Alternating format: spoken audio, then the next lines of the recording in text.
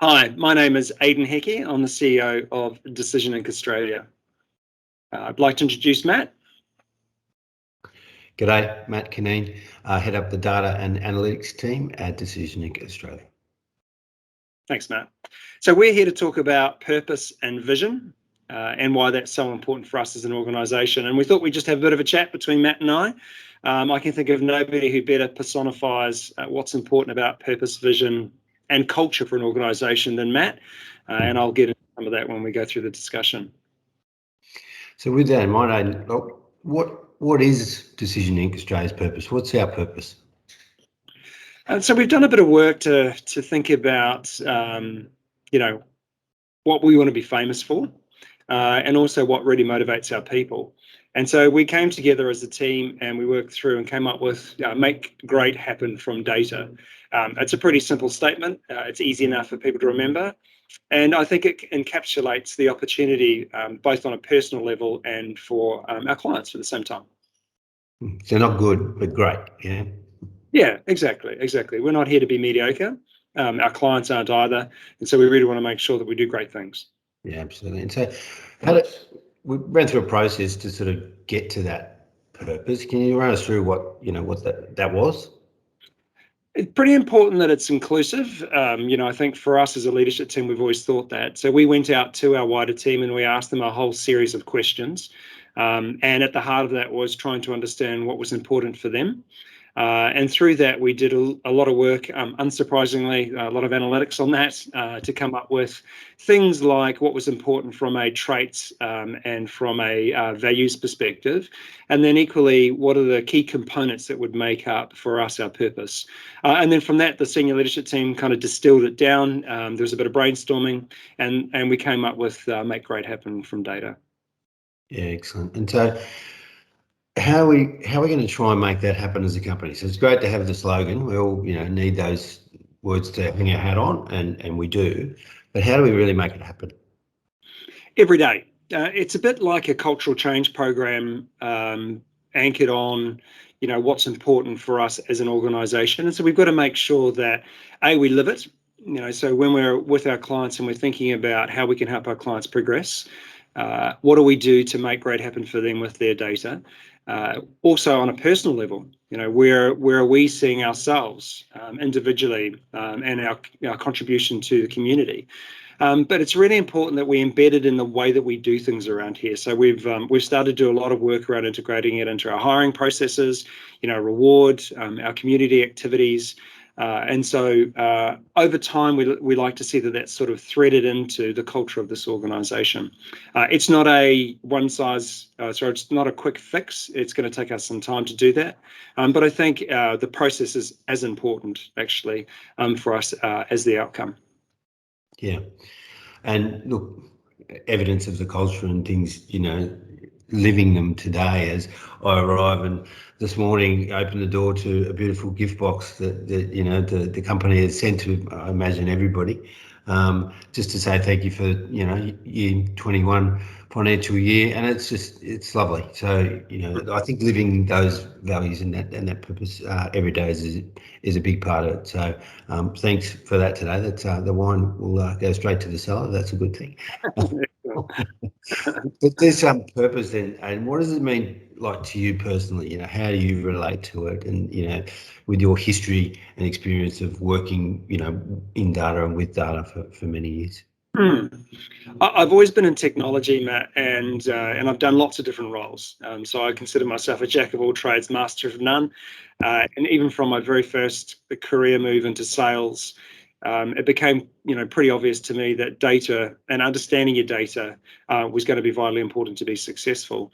If I fast forward to where I am at a personal level, anyone who knows me well knows that I'm a fitness junkie. I love cycling, I love running, I love swimming. I just love to compete. And for me, what has been fascinating is seeing the emergence of sports data and how valuable that is when it comes to, just making sure that your well-being is where it needs to be. So interesting data point for you. I had my first COVID jab on Monday, and I have a system that monitors my physiology called Whoop, and it's focused on sleep patterns and variable heart rate. And pre my Whoop jab, I was at 91%. So on a recovery score out of 100, that's very good. In fact, I think that's the best I've ever had. I don't know what was going on the Sunday evening. Maybe it was 2 glasses of Shiraz. I got my jab on Monday. Tuesday morning, I woke up and I was at 35% recovery. And when I looked at the Whoop forums, they talked about, on average, 24 hours is your typical recovery time. Your second jab is worse than your first, and it's typically a 10 to 15% drop in your physiology markers. So I had a pretty significant drop in mine, but that's, to me, just such a great example of why data is so powerful. If you're going through that process and you're unaware of that and you feel off, you think, gosh, what's going on? Whereas I went into it with the full knowledge and the expectation that I was going to have a down day, but I was going to recover within 24 hours. And, here I am today. I feel great. Yeah, great. And I think that's the personal bits of that, that are so important. It's not just, what we do with it at work. It's how we, data just can really drive our whole lives and inform what we do, day to day. Yeah, absolutely, Matt. I mean, it is a really exciting time. And it's one of the reasons that I was drawn to Decision Inc. It's, the lifeblood of this organisation, and, it'll continue to be so. Yeah, great. So, Matt, what about you? You were part of the leadership team. You've been with Decision Inc. for, a fair period of time. You've seen it sort of transition through some change. And you were part of the process for us around creating the vision. So, firstly, Matt, what is our vision? Yeah, so the vision is to create profound social, organisational and personal change through data insight. And for me, the components of this vision, it encompasses all parts of our lives. As I said before, it's not, obviously it's organisational. We're here, we're working. We want companies that we work with to transform by using data every day to make them perform better and be better corporate citizens. But we also reference the social and the personal change there, which we believe, I certainly believe are equally as important. We want to be good corporate citizens. We want to work with good companies that are being good corporate citizens as well. And, we believe, data gives us this unique ability to deliver insights to organisations to be better. If they're looking after their environmental footprint, you need to track that from a data perspective. We want to get to net zero emissions. How are we going to do that unless we're tracking what's contributing to both sides of that equation? And so they're the things that we want to do. And then personally, like you spoke about, my kids now all want to have a smart watch so they can, track their steps and how their health is going. Those sorts of things important. I mean, sadly, as a BI guy, I'm, get the family budget and it comes into the dashboard and I'm always looking at what's spending with 4 kids. So Aidan, with plenty of kids, you got to track these things. If you're not on top of them, they can get away from you. And looking at the categories of spend and where they go, and having a budget. It's a target, it's a limit, not a target. As I say, is great. And there are things. We talked about wine before. I've got a wine cellar. I've got a wine cellar app that has where all my bottles are. And even last night, I'm going to reconfigure the cellar a little bit. And so I was using my dashboard to work out exactly which bottles need to move where and when they need to drink and all that sort of stuff. And whilst it's just important to me, it's just part of, my daily life. So, that's what data insight can bring all the way, across every element of our life. So, yeah, I think the vision really suits us. Oh, that's great, and I love the practical application in your wine cellar, Matt. It's fantastic. So we went through a process as a company for vision as well. So talk us through that, and maybe even just talk through how you found that process. Yeah, when you described the process, and I think the really important part you noted earlier was the inclusiveness. So when we went out and surveyed, the whole staff on a variety of things, they came back with some quite profound statements and things that then as a leadership team we could sit and digest, and sort of what I tend to do in these things, we've done before in previous organisations, is you sort of have a lot of words and then you sort of chunk them up, and those two words really mean the same, so we can put it under this umbrella. And as you just chunk, then you finally get to the higher level context that sort of suits, what we mean. And it's a good process to go through, because you're examining, your professional and your personal sort of values, beliefs, and they were all part of this process as well that helped us get to the vision. And I always think it's a fantastic process. In fact, I was only reminded of this last week. A guy that I haven't seen or spoken to probably for 10 years turned up on LinkedIn and just said, "G'day, how you going?" He lives up in Byron Bay now. He's got hair halfway down his back and he's living a nice hippie life. But we did uni together. And he said, "I was just reminded of you the other day when you did that vision stuff, your previous company, and what process did you follow?" And I always remember that. And, so it's not the first time we've gone through this personally, but I love the process. I love going through those things. I think it really highlights and gives people, something that they can believe in and helps them get out of bed every day and put on the Decision Inc. Racing colours and get into the virtual office at the moment and do what we do. Yeah, excellent. And our vision, we talk about those three dimensions: social, organisational, and personal change. What do you hope will make social change? What kind of social change do you think that we can make? Yeah, look, I think probably two components to the social change. I mentioned it briefly, but I think we want to work with organisations that are being good corporate citizens, and have that really at the forefront of what they do.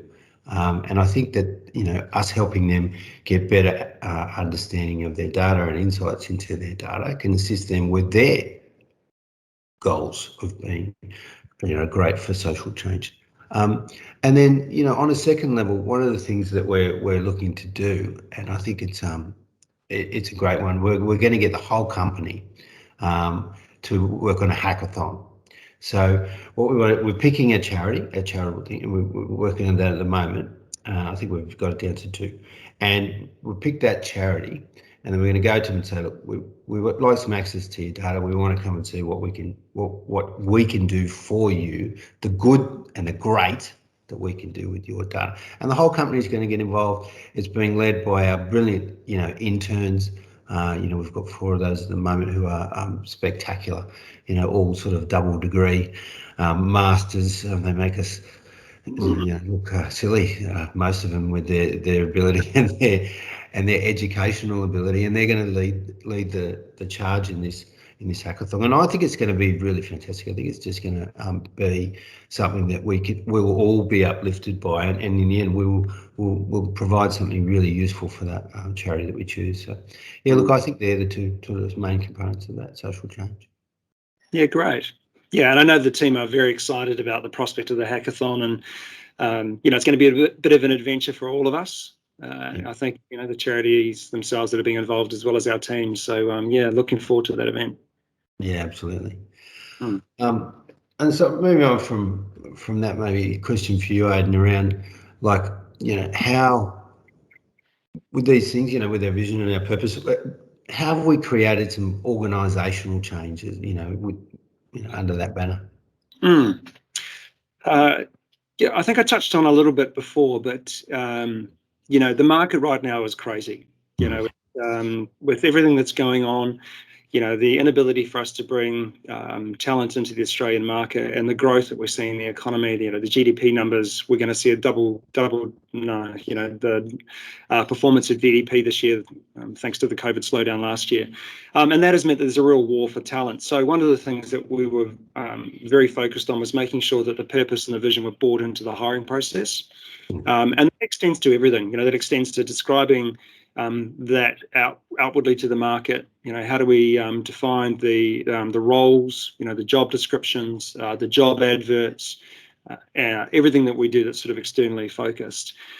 So that's the first thing, and look, we know that has made a difference. And you and I have both been in interviews where we've talked to candidates who've you've asked the question, why Decision Inc, and they've said we've read what you're about, and and we want to be a part of that. And So I think that that's wonderful reinforcement. And it becomes a reinforcement loop because the talent with I suppose, the right mindset becomes the talent that comes into the organization. So it's not just about kind of great, smart people, but it's great, smart people aligned to a vision about what we can really contribute. And I think that then starts to create that groundswell of organizational change that we have to see. The other part to it too is that building the culture in any organization and changing the culture. And that's not to say there was anything wrong with the culture that has been before. It's a wonderful family. But it's part of a story. And like our families, Matt, you and I, we've got big families. Yep. What they are today and what they'll be in 3 years' time is different. And, we're going through that journey. And with COVID, it's just making it so much harder. I would say 10x times harder, and there's no rule books. And so it is so important we get the right people who want to be here, who are motivated and hungry and keen, who can be a little bit flexible and can sit in their garage and do videos with you and manage to manage that. So for us, organizational change, right people, really excited about the purpose and vision, making sure our processes reflect that. And I think good things will start to happen. Yeah. And, I've said this before, in internal meetings, but, we clearly are getting that message right because, and I see it in the quality of the interns that turned up post us using this process that we did to have a job description or an advertisement in the university paper about wanting to come and have a job with Decision Inc.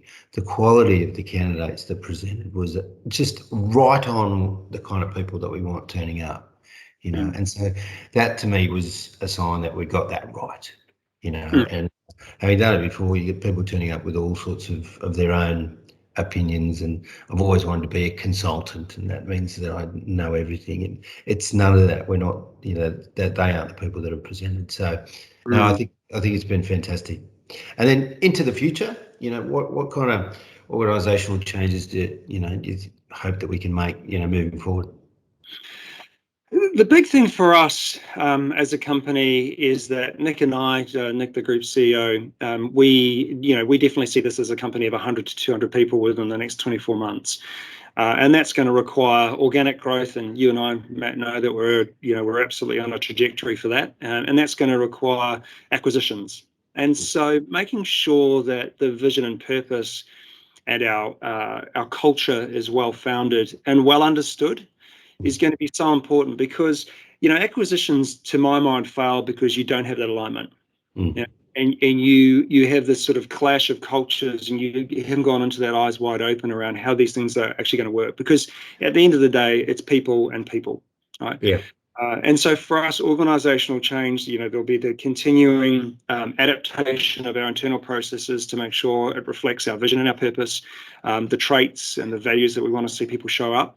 It's understanding that and building out that framework so that when we target acquisitions and bolt-ons, that we've got the right thought process to make sure those cultures come together well as they can do in these situations as the organisation starts to grow. And for us as well, that organisational change is outwardly facing. Making it more transparent to our clients and to, our communities about, this is who we are, this is what we're about, this is the change we're going through. You're not alone. Everybody's going through that change. Decision Inc. is the same. And sharing the victories and sharing some of the heartaches.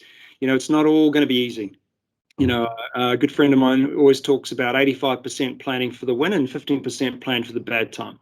And there'll be some bad times. And I think it's also really healthy to share some of those bad times, but know that they're just a bump in the road on a trajectory to where we want to get to.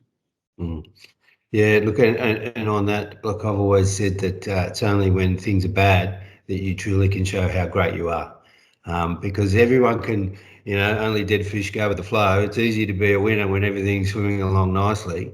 But when, something hits the fan, that's when you can step up and be great. And I think that's, the opportunity in front of all of us.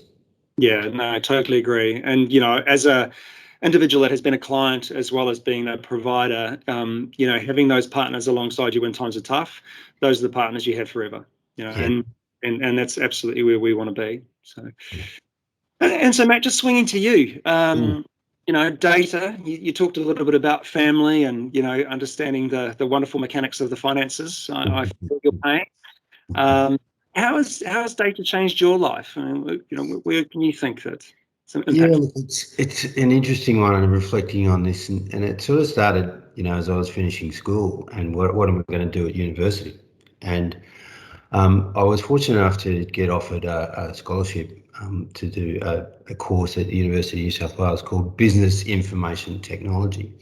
And it was about computers. And computers in 1988, at a consumer level, were pretty new. They hadn't been around a lot, and certainly they'd started in businesses, but, it was a relatively new idea. And I'd always wanted to be a business person.